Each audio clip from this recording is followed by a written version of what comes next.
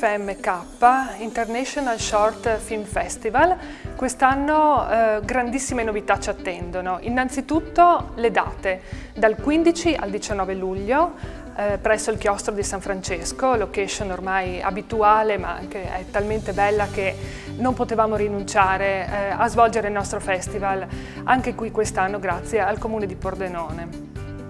5 giorni, sì, ebbene sì, 5 giorni tutti insieme, tutti attaccati. Non ci sarà più l'appuntamento settimanale che ha contraddistinto questo festival fino all'anno scorso, ma saranno 5 giorni intensissimi, dalla mattina fino a notte tarda, tutti quanti dedicati ai cortometraggi, a quelli davvero prestigiosi, che hanno vinto tantissimi festival, che sono stati acclamati dal pubblico e dalla critica, ma anche dei corti davvero intensi, belli, preziosi, che abbiamo scelto tra i 1152 che sono arrivati ai selezionatori per essere in gara proprio con questi grandi che invece di premi ne hanno vinti tantissimi.